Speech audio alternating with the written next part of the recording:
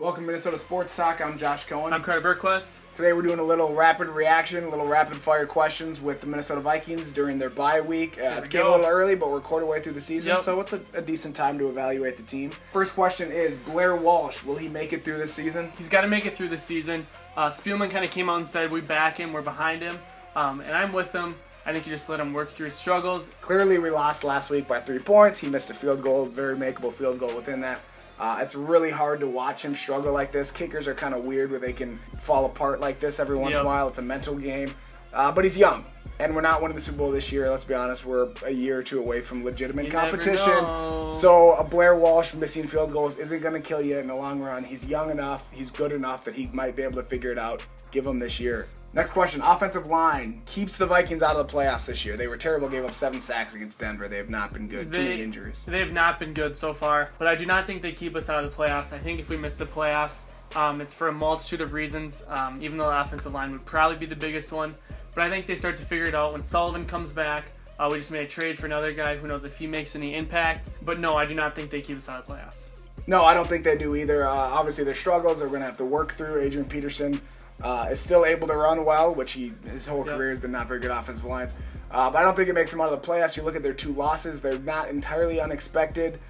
San Francisco was a bad loss, but we've talked about this before. Prime time on the road. The Vikings don't do well. Even looking back at that 2009 year, I was looking it up. 3 of their only 4 losses that year. 3 of them were primetime games on the road. So we got two more of those left.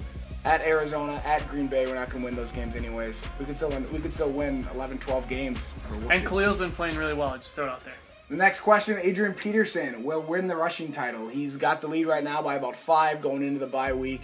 372 yards. Can he keep that going at age 30? Can he win the rushing title? I think for sure he's going to win the rushing title. I don't see another running back that's having that outstanding season like DeMarco Murray had last year. Even Adrian himself is not having the typical Adrian season, and he's still leading the league in rushing. I think he's only going to get better.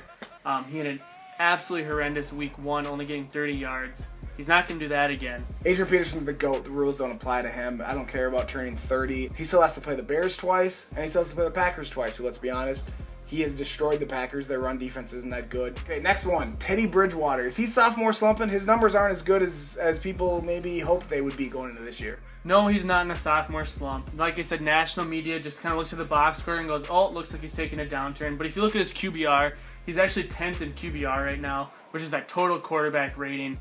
He's actually played really well. The big plays that we need him, he's come through. I think he's been playing well.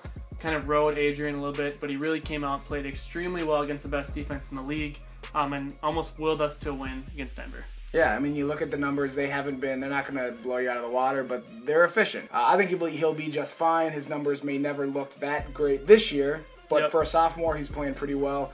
Give the ball to Adrian, don't make a lot of mistakes. You don't need him He'll to continue to improve as he's still really young. And people get all up in arms. Why isn't he throwing for 300, 400 yards? You have Adrian Peterson. You don't need him to throw for 300 yards. You give it the ball to Adrian, you throw for 200 yards, and you got an extremely balanced attack that people don't know what to do with. All right. Thanks for watching. We'll see you next time. See ya.